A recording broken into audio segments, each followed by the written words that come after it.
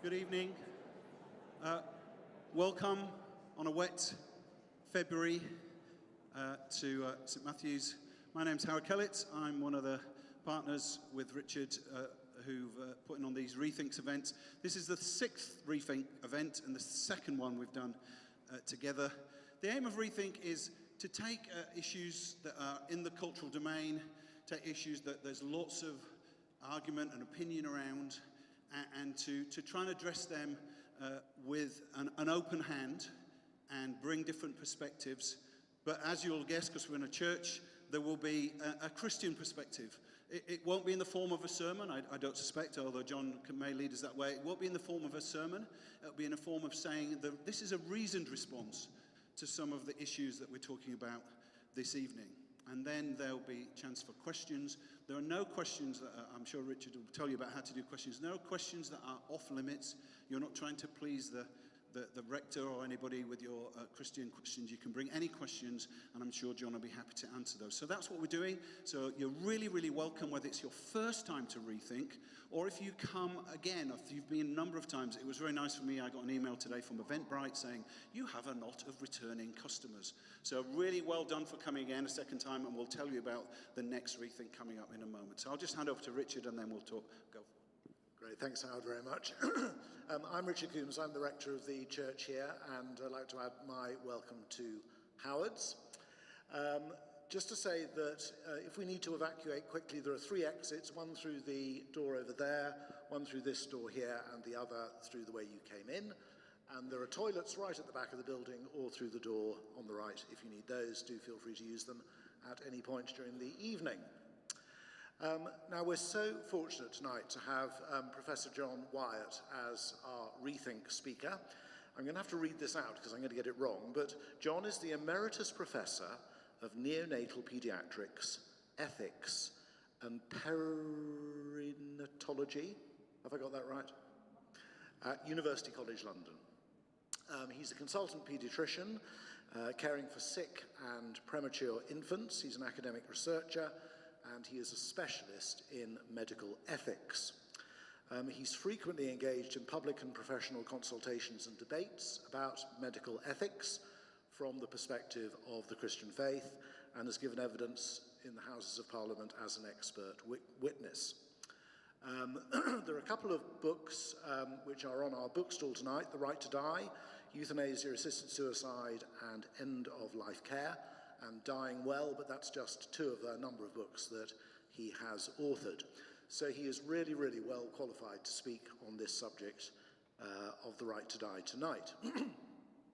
The way the evening is going to work is that John will speak for about 30-35 minutes, then we'll have a short break, and then he will answer some questions from the floor. Now, to do the questions, we're going to use an app called SLIDO. Do many of you know SLIDO? Shall we just put up the SLIDO slide? You need to click onto the SLIDO slide. That will take you directly to the SLIDO app. And when you're in the app, you can type your question. You can do it with a name, or you can do it anonymously, or you can vote for somebody else's question, which is a very good way of doing it, because that means that we can get an idea of the sort of questions that people are asking. And you can type in your question at any point during the talk, so don't feel you have to wait to the end. After the talk, there'll be about just a 5-minute break while John and I have a look at the questions and decide which ones we're going to answer. We may not be able to answer all of them. I will take just a few questions from the floor, because I know some people hate this sort of thing and would much rather just ask a question from the floor. So I will ask you to put up a hand, and we'll have a roving mic to ask a question in that way. The last thing I just want to say is that we are so aware that this is a really sensitive subject, and for many of you, you may have lost loved ones recently, you may have lost loved ones in horrible circumstances, and this evening may trigger things for you. We would love to point you in the direction of help, if that would be appropriate for you.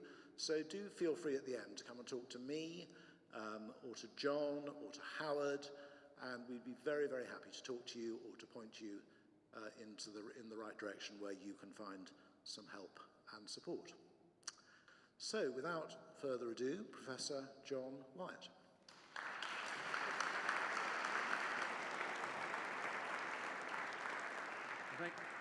Thank you so much for that introduction. It's a real pleasure to be here. As you've heard, we're tackling some really difficult subjects. We're talking about death and suffering and suicide. It's going to be a bundle of laughs. But seriously, as Richard has said, we realize this is a really painful and difficult topic. And, you know, there are some fascinating philosophical, social, theological issues here. But it's really important to remember, first of all, to recognize the pain and the suffering that these topics represent. I've come to the conclusion that really virtually all issues of medical ethics start with human pain. They start with people who struggle and suffer and are filled with anxiety. And our first responsibility, therefore, as fellow human beings and those of you who are Christian believers, our first responsibility is to empathize, to enter into the pain, to recognize, rather than engage in rhetoric.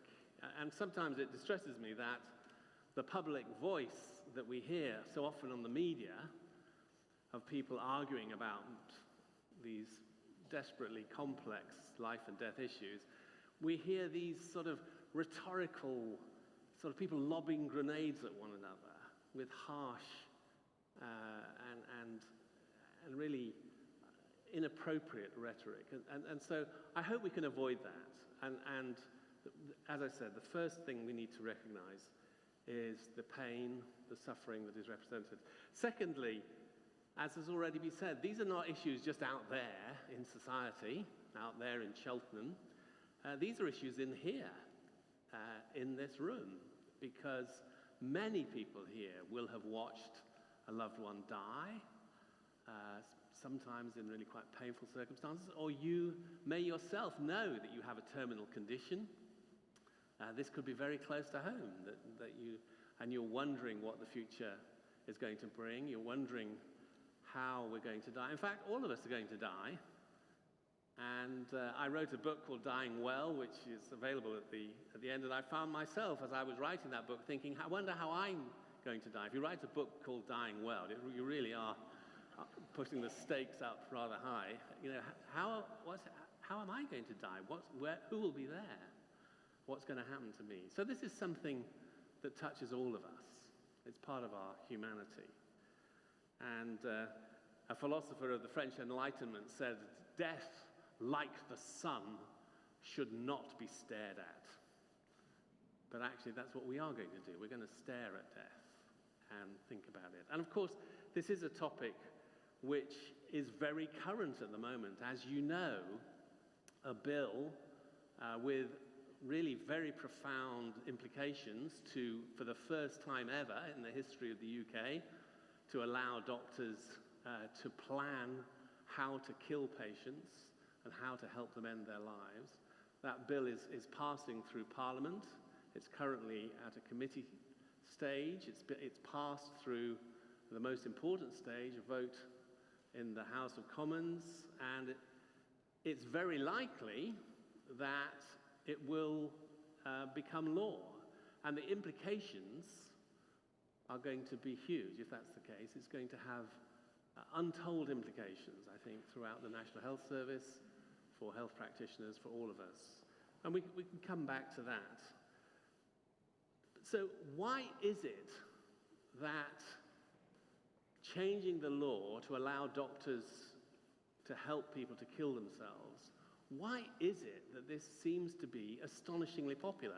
In surveys of the British public, up to 80% of the British public, when polled, say that they are in favour of changing the law to help so doctors can assist people dying. The problem, of course, is that there's a lot of evidence to suggest that a lot of people in the general public just don't understand what is being proposed. For instance, it's a common myth that doctors are legally obliged to give every possible treatment, and that's just not true.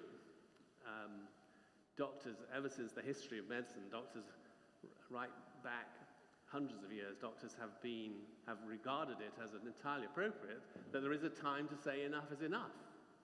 There's a time to stop medical treatment, even if it's keeping people alive. So what is being proposed is something quite different. What is being proposed is that doctors should have a 00 prefix like James Bond, license to kill. You know, at the moment, doctors working in every aspect of medicine are covered by exactly the same law as everybody else. And I personally find that very comforting.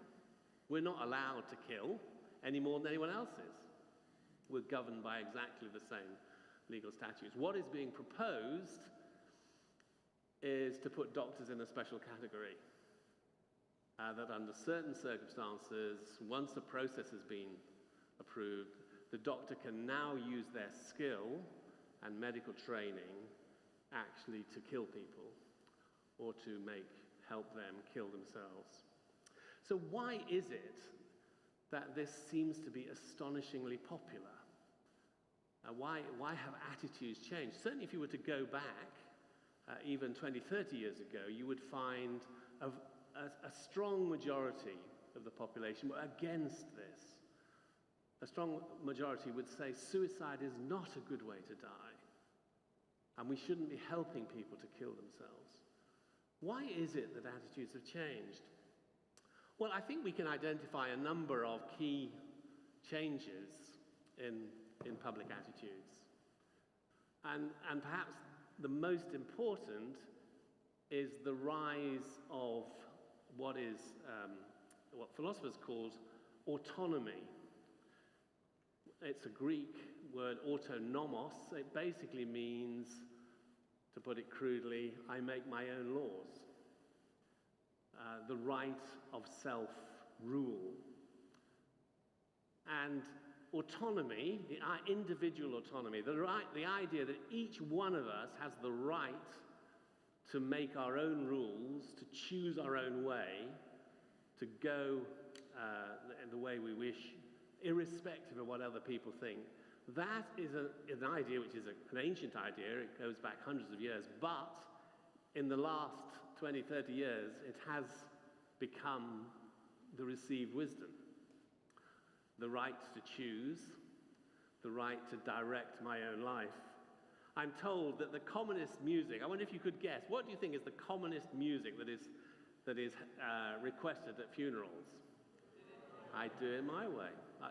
Isn't that interesting? What does that say about whatever happened, I did it my way. That's the most important thing. So autonomy, individualism is, I think, is the number one factor in the change of attitudes. A second one, which is closely related to that, is the idea of materialism. The idea that actually there's nothing, the human body is simply composed of chemicals. And when we're alive, the chemicals are whizzing around in a particular way. And when we die, well, those chemicals just go into the earth and they're lost. And you just go out like a candle. That's what death is. Death is nothing at all. And that idea of being snuffed out, again, interestingly, that's quite a new idea. It's always been around. Philosophically, you can trace it all the way back thousands of years before the time of Christ. But as a commonly accepted philosophy, that was pretty unusual. And in fact, working as a doctor over many years, trying to discuss the possible death of a patient or of a child, sometimes because I worked as a pediatrician, it's interesting how in the past, using the kind of language of, well, the body is like the shell, and when you die, the shell goes into the earth, but the person is still there. The person has escaped. You know, it was something like a chrysalis and a butterfly, like the acorn going into the ground, the seed coming. These were the common narratives which people in our society used. But now, those, although they're still there, they're less common. Now the idea is you just go out like a light. There's nothing beyond. Science has proved it. Really? It certainly hasn't. So it's interesting then, related to that, is that suffering, unpleasant things, are seen increasingly as pointless, futile, even dehumanizing.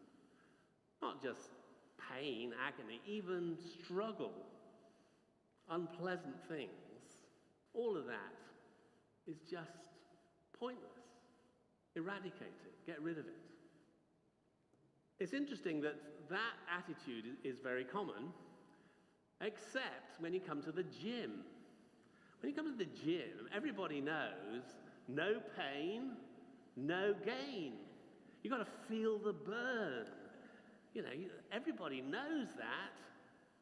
But in the rest of life, pain is pointless, meaningless, dehumanizing. You just get rid of it. It has no value. And not surprisingly then, if I was to ask you what would be your preferred way to die, if you could dial up your ideal death, how would you like to die? What do you think is the commonest answer that people would say to that question? I want to die in my bed at night. I want no warning, no premonition. I'm absolutely fine. I go to bed and poof, I've gone. How wonderful. I can see you all smiling. How wonderful. What a great way to die. You know, it's really interesting. If you were to go back 300 or 400 years, sudden, unexpected death like that was regarded as the worst possible way to die. In fact, there's a collect in the Church of England which prays specifically against from sudden death, good Lord, preserve us. To just go out with no warning, no chance to say goodbye to your loved ones, no chance to pass on something of value, no chance to ask for forgiveness where you've done evil things, no chance to prepare to meet your Maker, no chance to repair damaged relationships, to say those last words to your loved ones, just to go out like what a terrible way to die. So isn't it interesting that what was seen as the most terrible way to die is now seen as the ideal?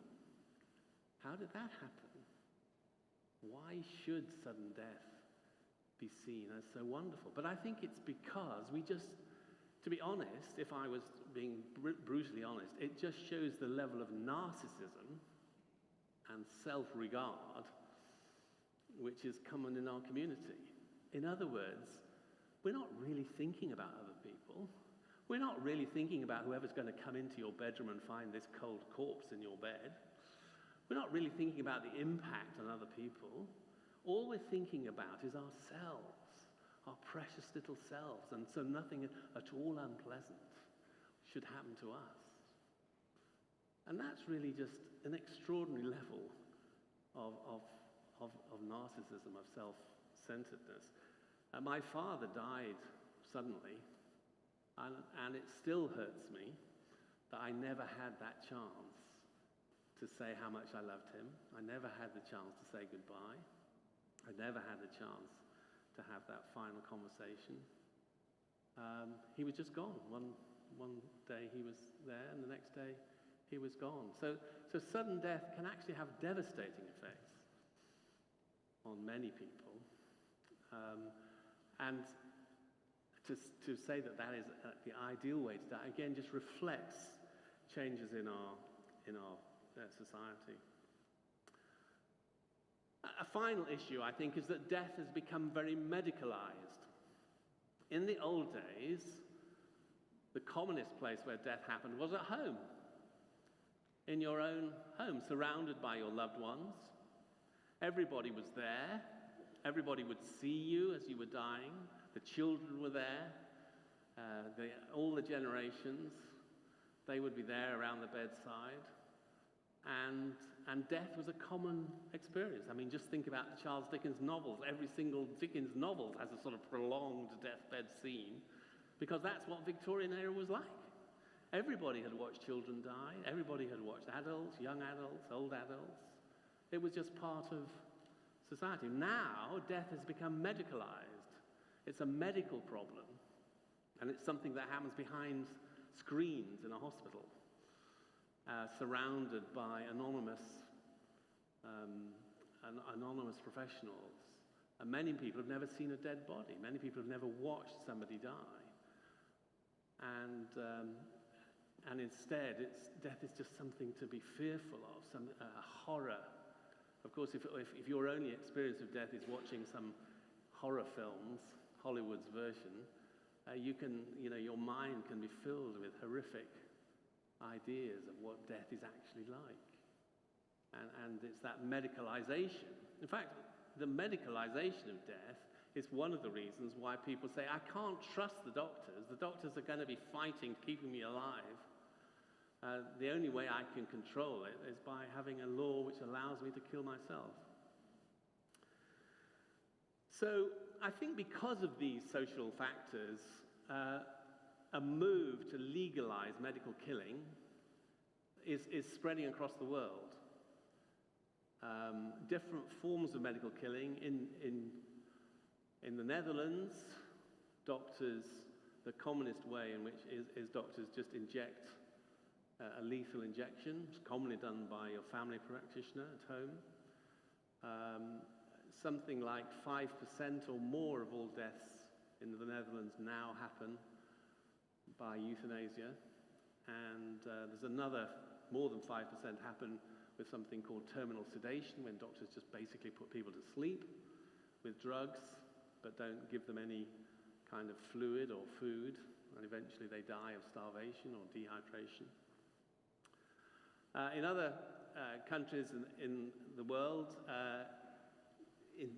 deliberate killing by doctors is illegal, but doctors instead can plan how to kill, how to help people kill themselves. And when the doctors first started killing people, actually they didn't know how to do it. It wasn't something you got taught at medical school, you'd be interested to know. And so there were some really horrific and grisly experiments while doctors tried to work out ways of killing people quickly and cleanly. Eventually they worked out methods of using massive overdoses. So one of the commonest methods is to use a 50 times overdose of an old-fashioned drug called barbiturates, coupled with other drugs which are designed to stop people struggling on a mechanical ventilator, which paralyze the muscles temporarily. If you give the combination of these drugs, it's a fairly efficient means of execution at the end of a needle. This is not normal medical care. These are not the drugs which are used in palliative care. These are actually the drugs of the anaesthetist. They're designed to kill swiftly, cleanly. And that's what's being proposed here in the UK. What's being proposed is that if someone has 6 months to live, a doctor has to certify that they have only 6 months to live. Well, you can see the problem right away. As an experienced consultant in the NHS, I have tried to predict when people are going to die many times in my life, and I've got it spectacularly wrong both ways. Sometimes I've been absolutely convinced that the patient is going to live for months, and they die the following day. Sometimes I've confidently predicted that they're on the way out, and lo and behold, they're still here 5 years later. That's what medical prognosis is like. It's not an exact science. The idea that you come along and say, "Ooh, I would think 5 months, maybe 4.5. You know, I mean, this is complete nonsense. But unfortunately, that is what's being proposed, that a literal prediction of life expectancy will come. Then you have to show that the patient is not being coerced. They have a free decision to want to kill themselves, and that they are not suffering from a mental illness. Again, how you rule out coercion in practice, how you rule out the fact that the relatives are exerting influences, expecting a doctor who may not be your normal doctor, maybe just a new doctor who you found, who's prepared to do this, expecting them to be able to assess what's really going on in the family dynamics, again, it is complex and difficult. But that's what's being proposed and is being currently discussed. And if you'd like me to talk more about the details and the political process, I'd be happy to do that in the Q&A. What are the risks if this legislation goes through? Well, I think a lot of it is blindingly obvious. This legislation is being driven by a relatively small number of people who have always controlled their life. They tend to be highly educated, very articulate. They've gone through the whole of their life exercising their own autonomy, and they are completely outraged that now they're coming to the end of their life and they've been able to control everything else about their life, and the one thing they cannot control is the time and the manner of how I die. And they think this is ridiculous. This is 2025. Why can I not choose and control my own death? But actually, you know, there are 500,000 people a year who die in the UK. And most of those hundreds of thousands of people that die are not like that. They are not the highly articulate, educated, controlling types. Many, many of them are older people who are vulnerable, who don't want to be a burden to anyone, who are open to coercion and abuse. And that's the concern. The concern is that I'm sure we would know people who we would think would be vulnerable if a nice smiling doctor came along and said, you know, have you ever thought about the possibility that we could put you out of your misery, we could just solve the problem for you? All you need to do is just sign here. And so I think the risk there, but there are other risks as well. I'm afraid medical mistakes are common. I'm actually on the council of a professional organization which is involved in trying to deal with the consequences of medical mistakes. I act as an expert witness in legal cases. I'm all too well aware of the fact that, tragically, medical mistakes happen. Doctors are human. What are going to be the consequences when someone was killed and it turned out they didn't have cancer at all? It was just a strange kind of infection, and they could have lived for 10 years. It's a bit late now. What will be the implications? What's going to be the effect on the medical profession? Something I'm very concerned about is that if this is introduced into the NHS, even though a doctor who is really opposed to this can claim conscientious objection, most medicine these days is part of teamwork. We're all parts of big interdisciplinary teams. How can I work as a member of a team if my colleagues are arranging to kill the patients that I was looking after yesterday? Is that really possible for me? Is it something that I think is abhorrent? Can I carry on working? Even if I personally don't have to do the deed, can I carry on working? Is it going to be possible to create safe places for patients, safe places for doctors and health professionals within the NHS? So behind all this is the question is, what is a good way to die? And if you were to go back more than 2,000 years, certainly in the Greek and Roman empires and in many other cultures around the world, suicide was always regarded as a noble and an honorable way to die. But the fascinating thing is that from the time of the early Christian era, all cultures which have been influenced by Christianity have never been in favor of suicide. Suicide has always been seen as an act of despair, an act of hopelessness, an act of self-destruction, and something to be resisted. And it's interesting, if you know your Bibles, you will know that all the suicides in the Bible are never celebrated. Judas Iscariot, Saul, King Saul, who allows himself, who asked to be killed. Suicide is an act of despair and hopelessness, and yet suicidal thoughts are quite common in God's people. Elijah says, "It's enough, Lord, take my life." But God doesn't take his life. Instead, he sends him on a sabbatical, and he has to learn again that God is in control of his life and that God has more things for him to do. So suicidal thoughts are quite common in God's people. I have to be honest and say I went through a very severe psychiatric illness some years ago, and I too, my head was filled with suicidal thoughts.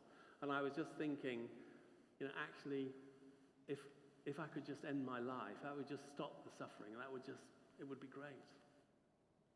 And if someone had come along and said, "Well, here's the form, just sign here," maybe I wouldn't be here now. But by God's grace, instead of being met by that, I was met by love and compassion and care.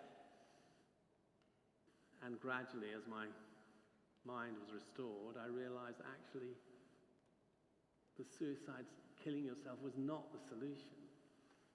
It's not the way forward. So, suicidal thoughts are common, and I'm sure there are people here who you have been in a dark place, and you too have wondered sometimes whether the right thing to do was to end your life.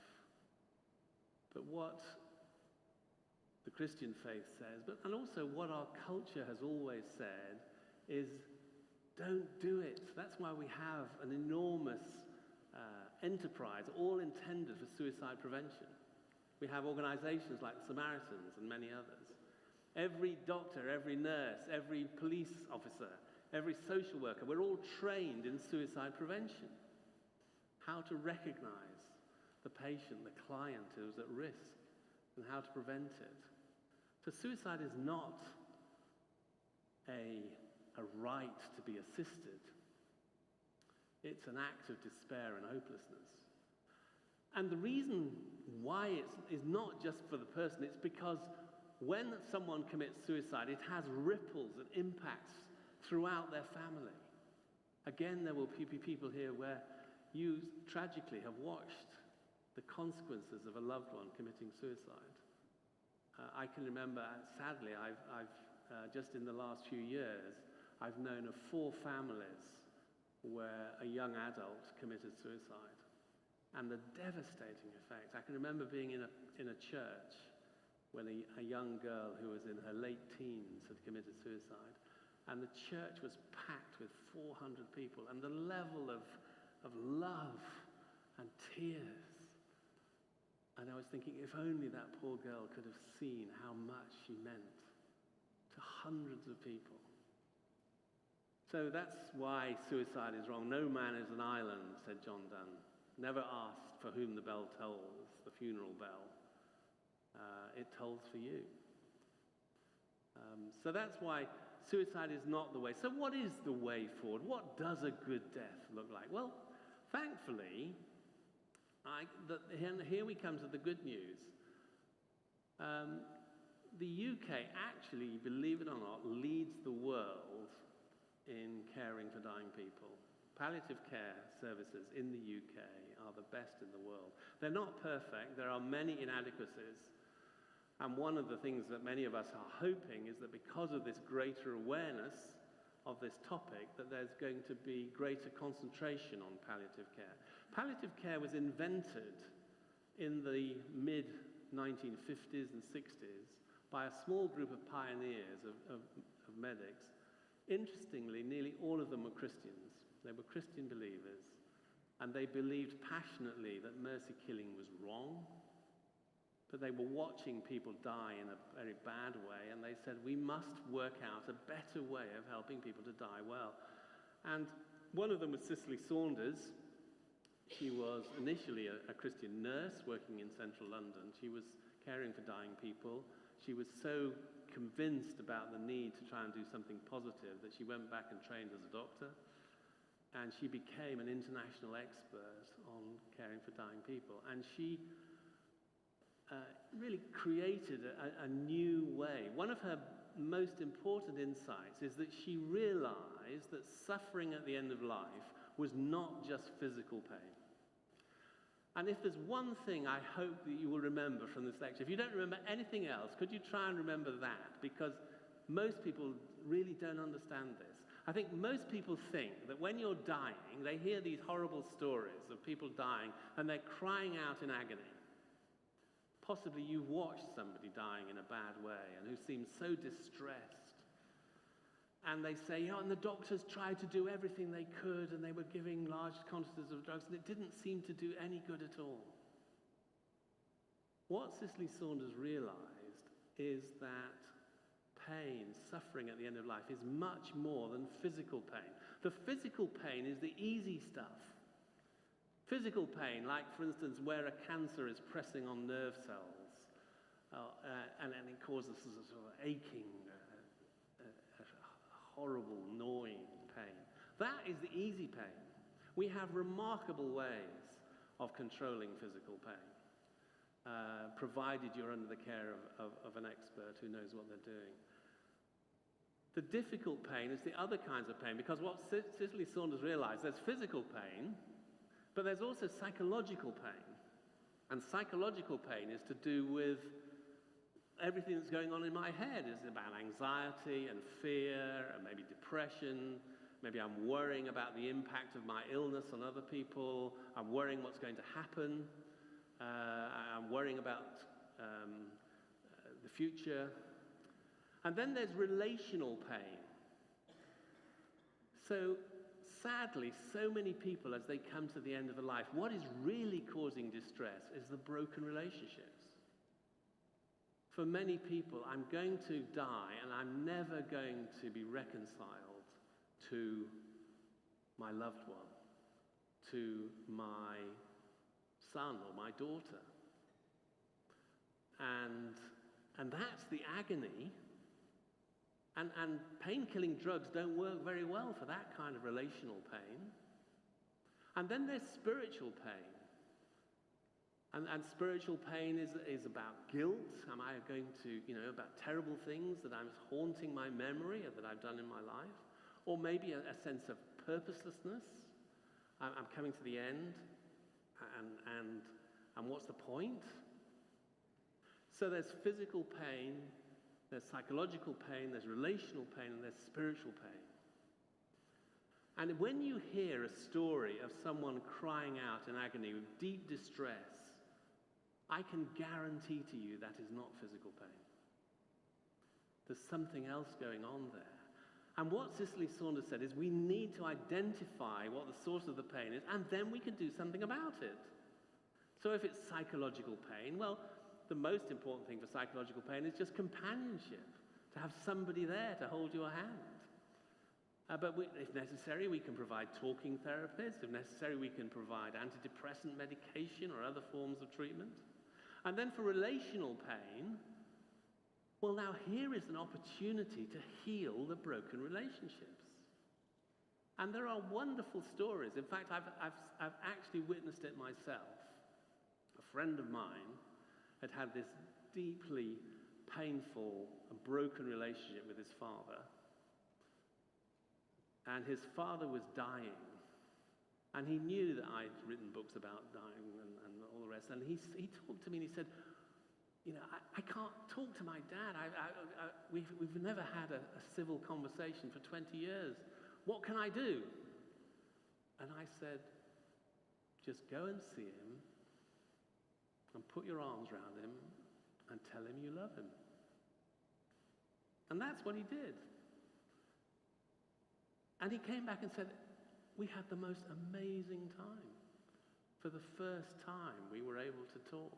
And he had tears in his eyes, just explaining what had happened and how, for the first time, as his father was approaching death, there was reconciliation. In fact, one of the extraordinary things is that a person who is dying has a kind of relational authority. If you are dying, you can say, you know what, I really would like my son, who's living in Australia, to come and see me because I'm dying and this is the last chance. And the chances are the son will come from Australia. You can't do that the rest of your life, but when you're dying, you can have a kind of relational authority. So here is a wonderful opportunity for actually healing of relationships. And that's what Cicely Saunders realized, that dying well is not just all doom and gloom. Actually, it can be the most amazing opportunity.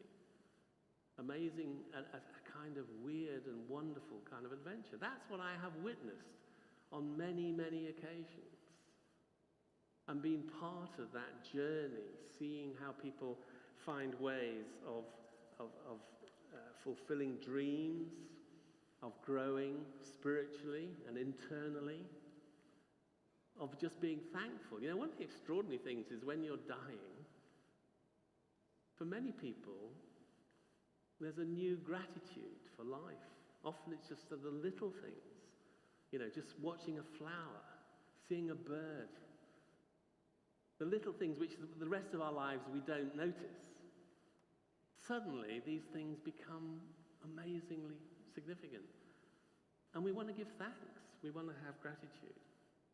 For healing and building, or maybe completing relationships. You know, I think there's sometimes a sense of saying goodbye. This is why it's actually too important to plan for how you want to die. I know of people, for instance, who've written letters to all their loved ones and sealed them, ready to be sent when they're dying, saying those things which you can't say normally, face to face. But now here's an opportunity. Finding forgiveness. I'll just read you very briefly a story out of, I'm coming to the end, but just very briefly I'll read you this story which is in this book. It's a true life story. The daughter of the lady concerned told me in detail this story. So her mother, whom I'll call Mary, was diagnosed with a very advanced form of cancer. She'd experienced a life of broken relationships, and her daughter, who was my friend, described her as an intensely angry person with a sharp and destructive tongue. And her daughter had found faith in Christ when she was a student, but her mother had always totally held, I don't want any of that religion stuff. I don't, just held it away at bay. But then came the sudden news that the mother had advanced cancer and only weeks to live. And her daughter described how she was sitting in the outpatient department, in the radiotherapy department. So you can imagine sitting in those seats, waiting to go in and see the doctor. You know what it's like in a sort of hospital. There's sort of general turmoil going on. And her mother turns to the daughter and says, I've just got 3 questions. How can I forgive? How can I be forgiven? And what is heaven like? And her daughter, sitting in the outpatient department, tries to talk and listen. Why do you say that? It turned out that her mother had been abused as a child. She had no idea. That's why her first question is, how can I forgive? And Mary talked about the shame, the hurt, the hatred, and the anger that had dominated her life. And Mary's daughter gently shared about the person of Christ and his forgiveness, the fact that she could be wiped clean, and that heaven was a place of safety. And from that time in the outpatient department, Mary's life was changed. This is what she said: my mum was remade 2 weeks before she died. I've never seen anything more radical in my life. She was admitted to the local nursing home, and in the place of bitterness and resentment, there was thankfulness. Her daughter remembers Mary's gratitude when she received a plate of pureed vegetables. Mary said, "I can't believe how kind you all are to me." And the nurses said, "What a wonderful lady. She was so gentle, so loving, so caring." And that's not my mother. Now that's an extreme case, but it just shows you what dying well, the power of dying well. So as I close, God's plan for this age is not to abolish suffering, it's to redeem it. It's to bring blessing and healing and life out of the most difficult, painful, sometimes unimaginable experiences. We can't sanitize it, we can't wish it away, but I hope I can persuade you there is hope. There is, and it's not just pie in the sky, it's something I've witnessed so many times. The Bible says that God is going to abolish suffering, but it's not going to be in this age. Eventually, in the new heaven and the new earth, there will be that time when no more pain, no more suffering, no more loss. But for now, God's plan is to redeem suffering. And for those of us who are there supporting, our job is to be the presence. I love this quote which says, "Suffering is not a question which demands an answer. It's not a problem which demands a solution. It's a mystery which demands a presence." And we are called not to explain away suffering, not to make it go away. We are called to be the presence with the people who are suffering. And may God help us to be that presence. Thank you.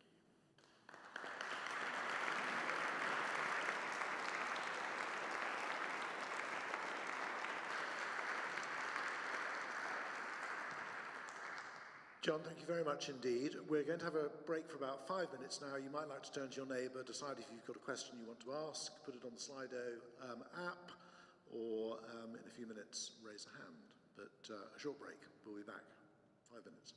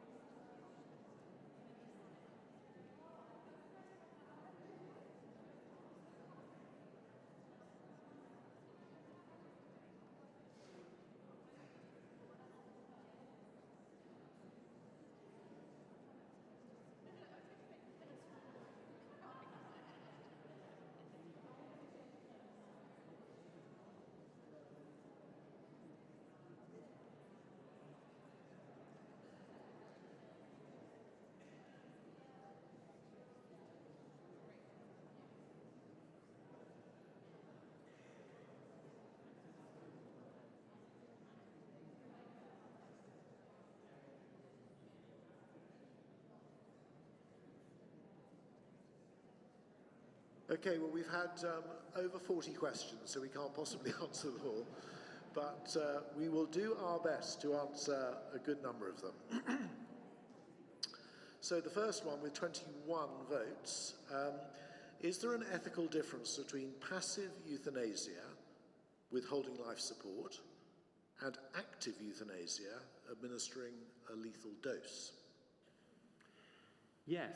The short answer is yes, there's a very important difference. And in fact, medical ethicists have basically agreed across the world that we shouldn't use this term, passive euthanasia, because it is just too confusing. So in fact, euthanasia now always means intentional killing. So as I said earlier, it's always been part of good medical practice to withhold and withdraw treatment that is bringing no benefit. The best way we think about it, the way I teach medical students and junior doctors, is all medical treatments are supposed to do good things, but they also have side effects and risks. They do bad things. All treatments do, all drugs do. And the whole art of medicine is to make sure that the good things your treatment is doing outweigh the bad things. And as long as your treatment is doing more good than bad, it's a good treatment. But unfortunately, very often in hospital medicine, it turns out that the bad things that the treatment is doing is much worse than the good. And in that situation, it's absolutely clear that the right thing to do is stop the treatment, because the treatment is doing damage. In fact, at its worst, it's a kind of medical abuse. The tragedy is that that kind of medical overtreatment is very, very common in the NHS. There are many, many people, even tonight, in an NHS hospital, and they are receiving futile, burdensome treatment, and for some bizarre reason, we can't stop it. And actually, why is this happening? It's happening because I know as a doctor, it's much harder to stop treatment than it is to keep it going. To keep the treatment going is something that's relatively straightforward. We say, oh, well, carry on another day, why not? You never know. Well, let's start some more antibiotics.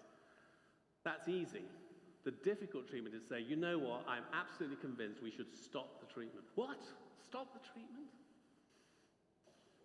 And many times in my career as a consultant, I was called in to the intensive care unit to see particularly a baby or a very young child. And I had to say, stop. We must stop this treatment. It's doing harm. So withdrawing damaging, futile, pointless treatment is good medical practice, and it always has been. But that's completely different from introducing death, from deliberately killing. Another way of illustrating the difference is, many times in my career, I have been fighting against death. I've been there in the intensive unit. Sometimes I've been spending the whole night desperately trying to keep death away from this little being in the incubator. And yet sometimes there's the time to take away your hands and allow death to occur, because there's nothing that can be done.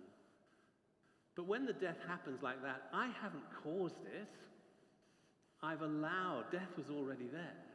I've allowed it to happen. But what is being proposed is that we introduce death. We take a patient who isn't dying, we take the medicine, and we kill them, or we help them to kill themselves. That's different. That is to introduce death. And that's what we now call euthanasia or assisted suicide. John, thank you. Second most popular question. What do you think will be the effect on our palliative care services if the assisted dying bill is passed? Well, this is a matter of deep concern. As I said, our palliative care services are the best in the world, but they are still very massively underfunded.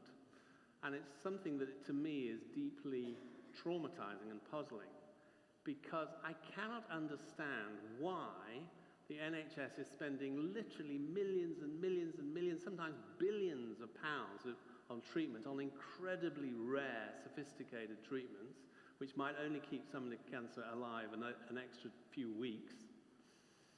And yet we're not prepared to spend anything like that sort of money on helping everybody to die well. And do you know why this is happening? It's because, I'm afraid to say, it's you, the great public, the British public, because you, the British public, are absolutely outraged if you can't get every possible treatment for cancer, however expensive it is and however little the chance is going to help. So you put all the political pressure, the public puts all the political pressure on the politicians to improve treatment for rare conditions and sometimes incredibly expensive treatments. But you, the great British public, don't put much pressure on the politicians for improving the care of the dying. And in a democracy, that's how it works. So, as I said, there is a real fear that once money is going into assisted suicide and euthanasia, that the money that could have gone into palliative care will instead be diverted. And sadly, what we've seen in other countries, particularly in Canada, which have legalized this kind of euthanasia, is the kind of corruption of palliative care, where now in Canada, most palliative care services are actually doing euthanasia as well. So you can go into a palliative care facility, and if you want, you can have palliative care, but if you want, we'll kill you. You can pay your money and take your choice. And I think there's a great fear that there's going to be a lot of pressure on the hospices, many of which have a Christian or religious background, for them to start also being involved in assisted suicide and euthanasia. So that leads on to this question. Assisted dying stats in countries like Canada and Belgium are extremely alarming. How can the UK try and safeguard thousands of vulnerable people against this slippery slope? So I guess that's more a question about what can we do at this stage of the process, that sort of thing.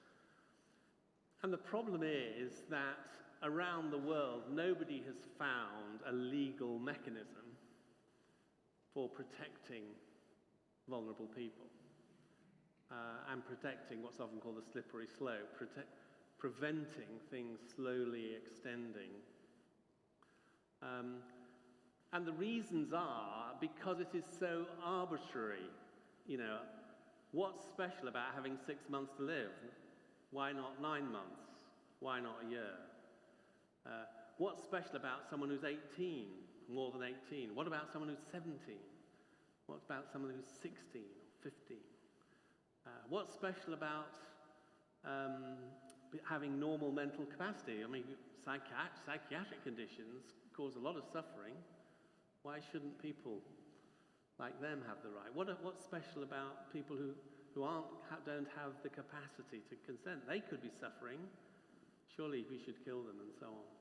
How do we prevent coercion? How do we detect it? How do we monitor it? How do we stop vulnerable people being abused? I'm afraid, I mean, with the best will in the world, it just isn't possible to create watertight safeguards. So then the question is, are we prepared to tolerate the fact that a significant number of people will be killed wrongly in order to allow other people who are desperate to have the right to kill themselves, to have their rights fulfilled?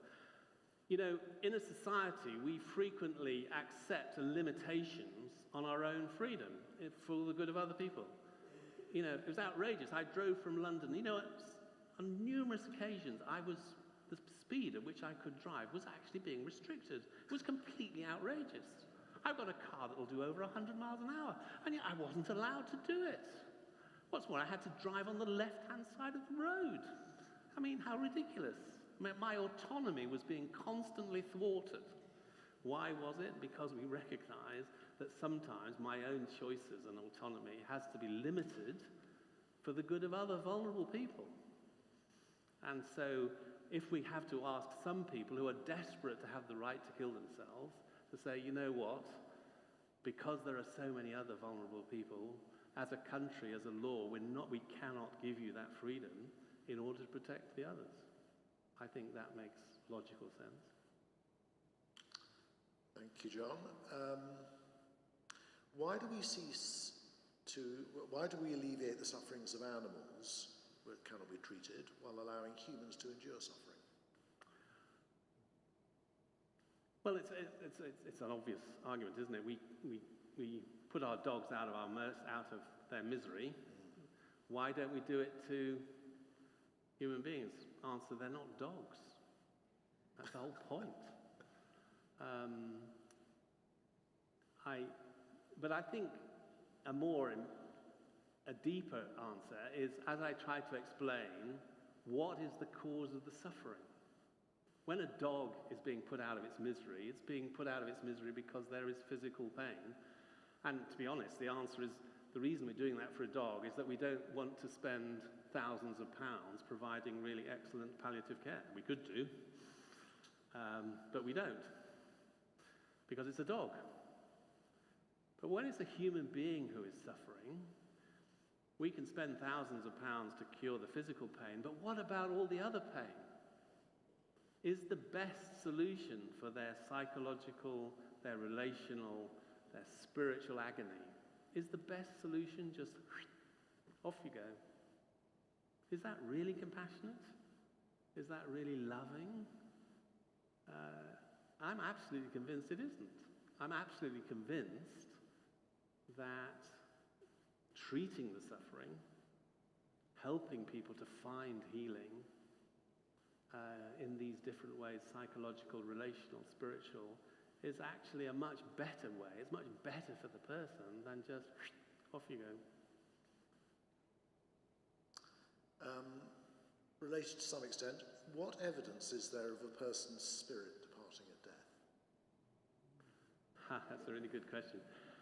I mean, there were interesting experiments when people tried to weigh the body just before death using very sophisticated electronic balancers, and then just after death, so you could work out how much the soul was in terms of grams. But you won't be surprised to discover that it appeared there wasn't any difference in how much the body weighed immediately before and after death. So I think one of the sadnesses that so few people have watched people die is that you miss out on this extraordinary moment when someone passes from life and from this form of life into eternity. And it is actually quite common for there to be some remarkable incidents. Sometimes people say things or seem to be seeing things or watching things. Not always, it's very much individual. But that's why the whole tradition of the last words, what were someone's last words, that's why it grew, because the theory was, as people were approaching the mystery of the gateway into eternity, that they were sometimes gifted a glimpse into the future. And why you needed to be round with your notebook ready to capture the last words were because you might capture something, some glimpse into the future. And certainly I have witnessed myself, and I have heard other people talk about really quite astonishing things which have persuaded them that there was more to being a human being than just a body that goes into the grave. That actually there is something that goes beyond, that death cannot destroy, and which is part of our personhood. What the Christian faith teaches is that the human person has both a material, physical, and an immaterial, invisible part, and that in our life here, these two parts are inextricably intertwined, so much so that you simply cannot separate the material, physical, from the immaterial. But at death, in some strange way, they come apart. The body goes into the ground. The immaterial remains, But what the Christian faith teaches is something even more wonderful and even bizarre, and that is that in the new heaven and the new earth, the physical will be raised and reunited. So that we will be, the physical and the immaterial will be reunited in the new heaven and the new earth. And that's the mystery of being human. That's the good news of faith in Jesus. So you've never met an ordinary person. Every person you've ever booked, every person you've looked into the eyes of is a being of extraordinary significance and wonder and eternal destination. Right, I think we might have a few questions from the floor. Jack, are you prepared to go around with the microphone? Where is Jack? There. Oh, Charlotte's going to. Ray, stick up a hand if you'd like to ask a question. One over there. Hello. It's not so much a question, but I have worked as a palliative care nurse and end-of-life care nurse for all of my career. And I'd just like to concur with everything that John has said and all the observations. I have seen so many families come into hospital, hospice, or visiting them at home in profound distress, and that's incredibly hard. And there have been times when they have begged to have something to end their lives. And I was very thankful every time that I was able to say, I'm not able to do that for you, but the team that you have come to be under the care of will support you. And within a few days, I have seen transformed families where not only is the pain be relieved, but the distress you were speaking of, relational, spiritual, psychological, has begun to be met. The patient feels safe, the families feel safe. They feel that people can be with them at this time. I think they often can't imagine it's possible that people can care for them, particularly strangers can actually give them this care. And that's the privilege of the palliative care movement. And I've also seen many people say, I had no idea that this sort of care existed. I'm so thankful that they've had that care, and I just wish more people in society could know that. Thank you. Much, yeah. Well, thank you.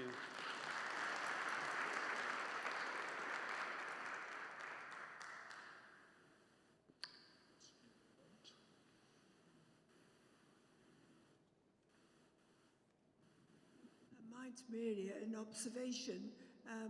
When my mother was dying in a care home, I went to her. I'd come down from Northampton, and I just held her hand all the time, and I told her, Jesus loves you. And I've been told that the last thing that goes is your hearing, so she would have known that. And then when my sister was dying, she was in palliative care in Windsor, and actually I didn't get there in time to see her before she died. I saw her when she had died, but they were so good, the staff. They said, well, Juliet is laid out with her head towards the door and so on, and it was just so beautiful what they did, you know, for me to be able to be with her, even though she had died, and they laid her out beautifully. Thank you very much. I think what you say is absolutely right. The two senses which remain to the end is hearing and touch. And so it's very important, if you are at the bedside of someone, that you remember that you remember that they could be hearing what you're saying, even if they seem unresponsive, and that you cuddle them, that you hold their hand, you put an arm around them, and that you reassure them that you're there. The greatest fear that people have is of dying alone, of being abandoned. And therefore, just to be able to reassure that we are going to stay with you, we're going to walk with you to the end, when no one is leaving, you can know that we're going to be here right to the end, is a huge reassurance. And one here at the front. Hi, thank thank you. I've really enjoyed your talk today. It's been very thought-provoking. So my name is Laura and I'm an occupational therapist and I work with dementia services. And I suppose my question is that idea of doctors can make the decision to withhold treatment, but they don't. And I have seen the outworking of that, especially working in dementia. People who obviously became very unwell with the pneumonia, which used to be the old man's gift, wasn't it? The way of exiting life, are brought back after 4 or 5 weeks on assisted oxygen and now can no longer function, end up in care that they never wanted. And so I'm just wondering about, because that's why I'm kind of thinking, oh, this is a good thing, to enable people to have more choice around accepting medication, accepting treatment, rather than the actual killing somebody. Does that make sense? Yeah.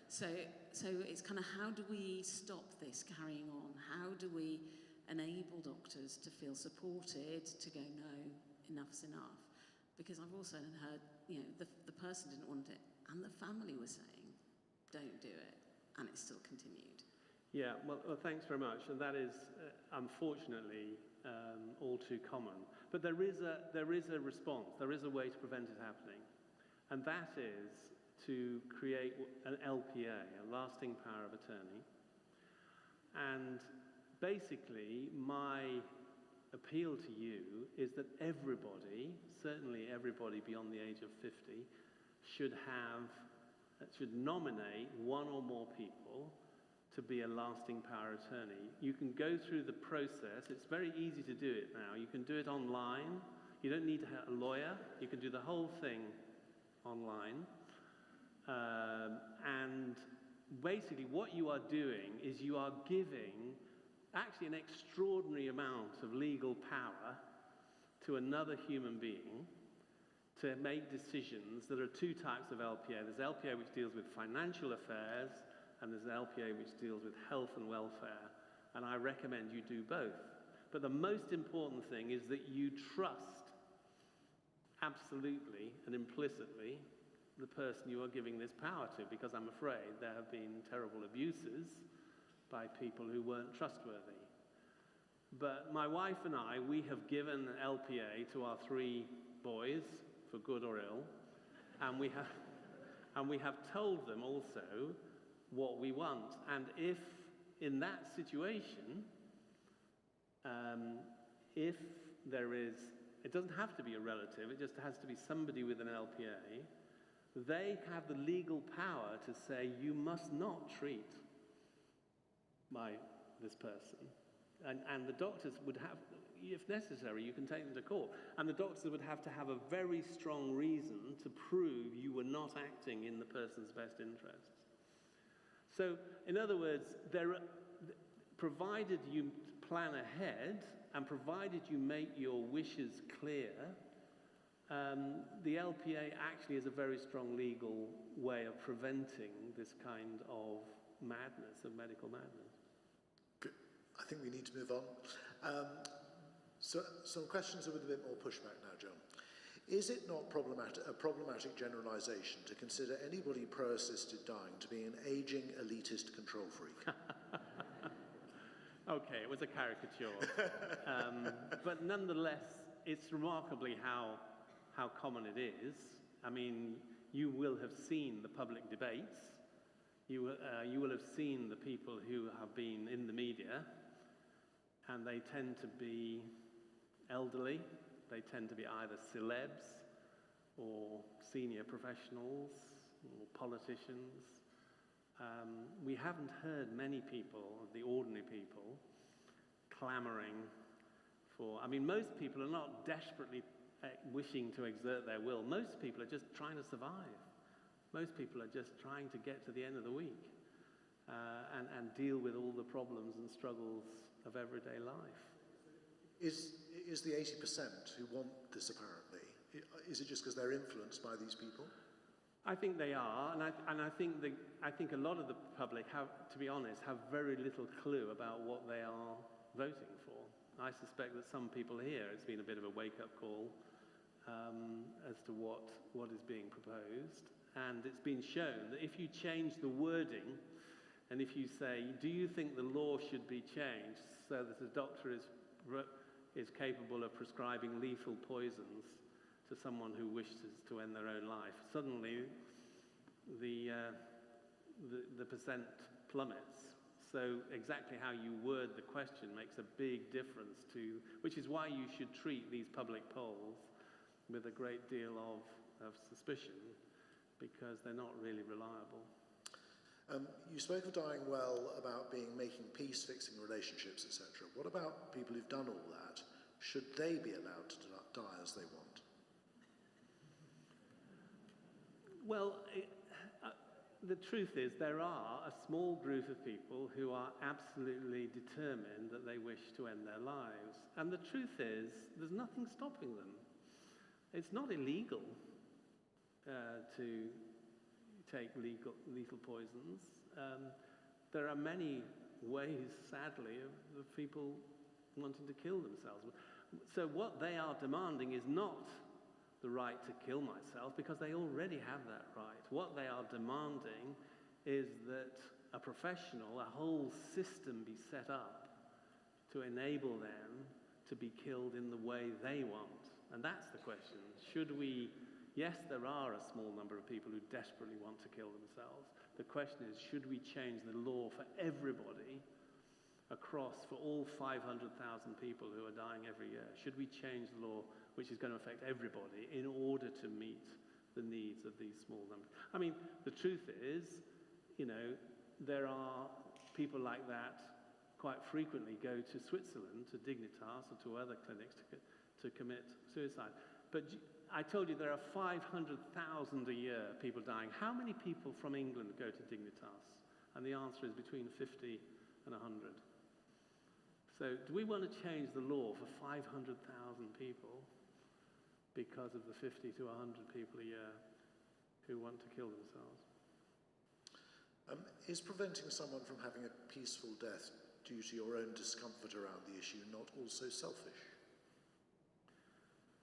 Well, it's sometimes said that, doctors like me who are opposing this, we're just heartless bigots. We just want to watch people suffer. I hope I haven't given you that impression. If I have, please forgive me. I mean, as you heard from the lady who talked from personal experience of palliative care, it's not about forcing people to be suffered. Quite the reverse.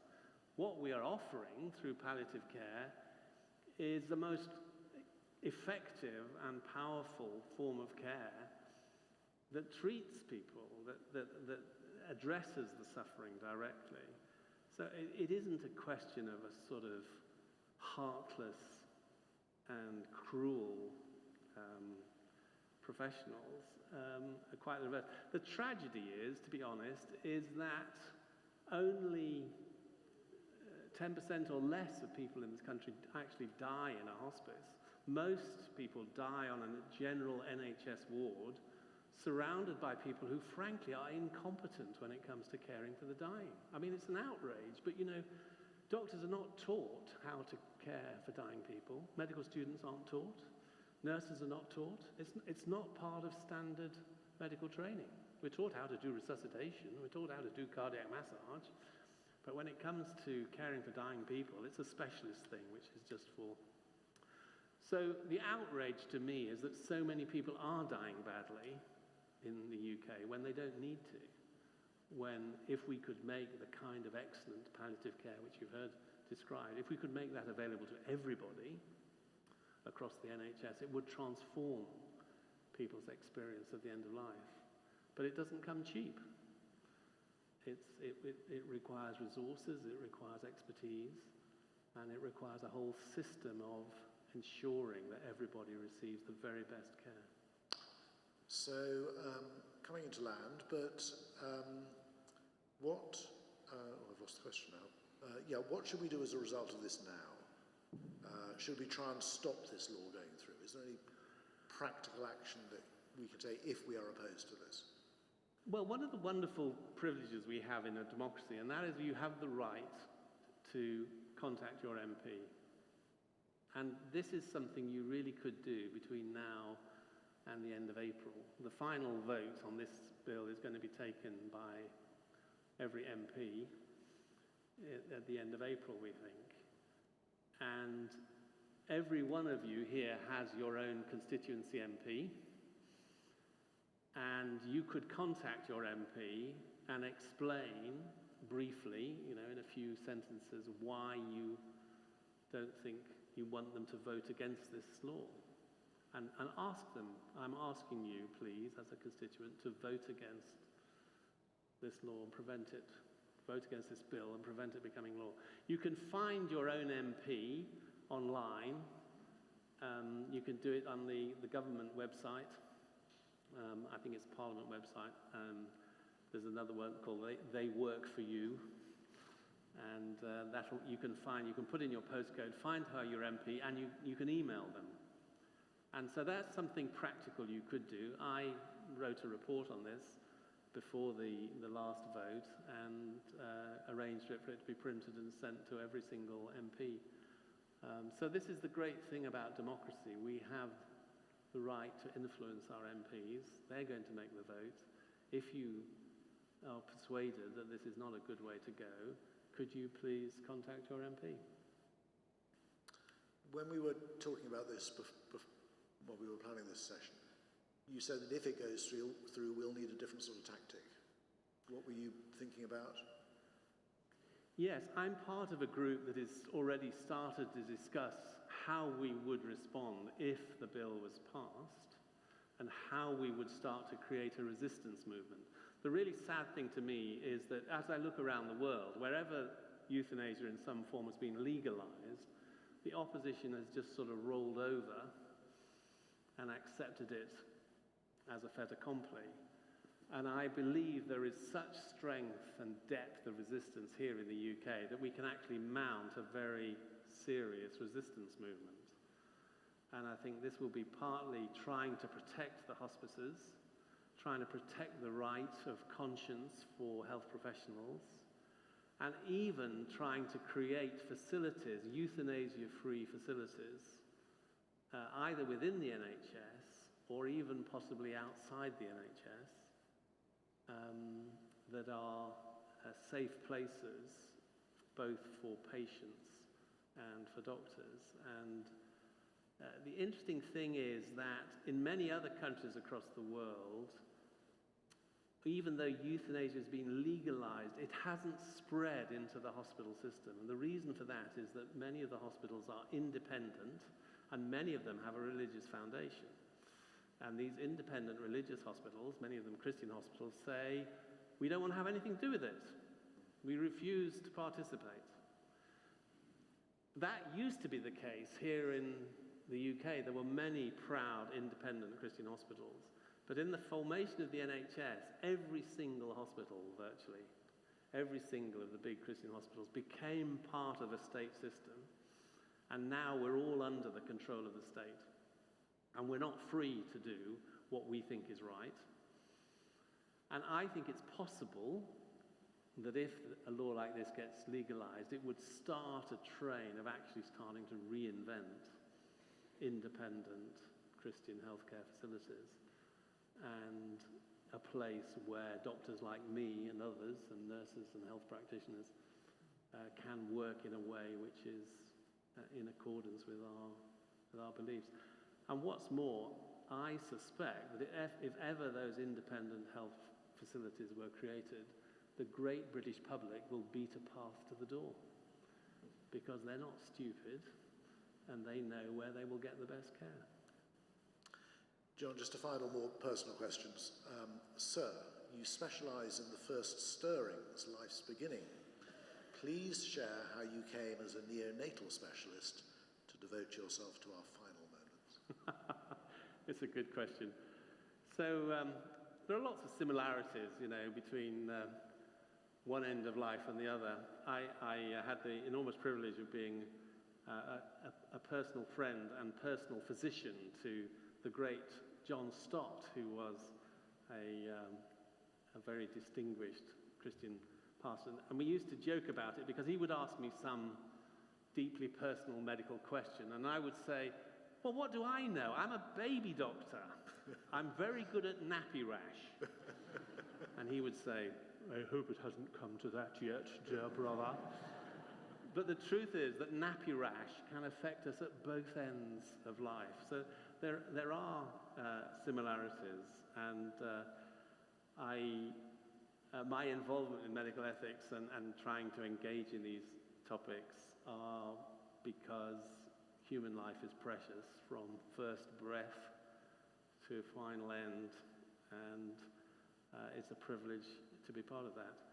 Could I mention also some books? Can I have Please a book plug? Have a book plug, yes. Sorry. A couple of books. Forgive the plug. One of the things that John Stott used to say, you must remember, dear brother, don't never promote yourself. So here I am. Right to Die, question mark, is if you want to follow the medical ethics, the arguments in favour of euthanasia and palliative care, this is the book which particularly deals with that.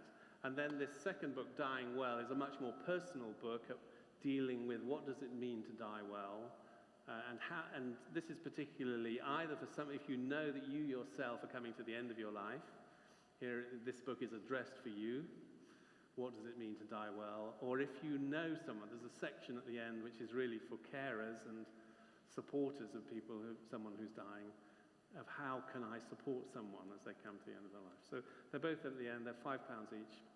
Thanks very much. We don't have huge quantities, so you'll have to rush to get the books.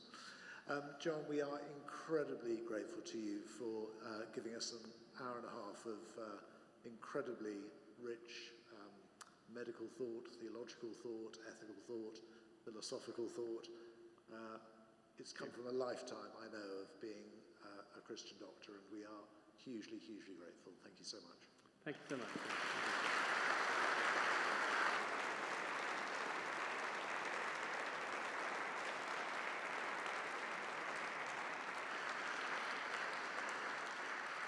Yeah, John, just such wisdom and compassion.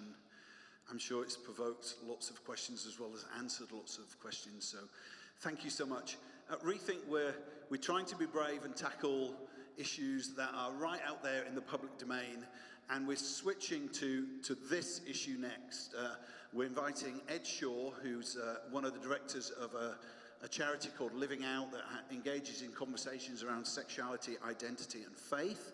He's a pastor and author in Bristol, and we're going to talk about a book he's written called The Intimacy Deficit, and how the world that we see out there is full of shallow, fleeting relationships, and people are expressing their sexuality in lots of different ways in a desire, as I think the old Rolling Stones song says, I can't get no satisfaction. And people are finding the emptiness of relationships. But yet there's a deficit. Well, how do we build honest, true, faithful relationships that deal with that? So Ed's still thinking. We've sort of finalized it today. I think it's going to be really thought-provoking, quite challenging. It's a different sort of issue. The QR code will take you to Eventbrite. The reason we use Eventbrite is because we want you to come whether you're a churchgoer or not. We want it to be something that's safe to go to. So that is happening here on the 30th of April. So 2 months. So we do two in this time, and then we have a gap in the summer and Christmas. So a couple of months. We'd love to see you all again. Let me get that email from Eventbrite. You have loads of returning customers. So Richard, and thank you, and St Matthews, thank you very much, and John, once again, thank you so much.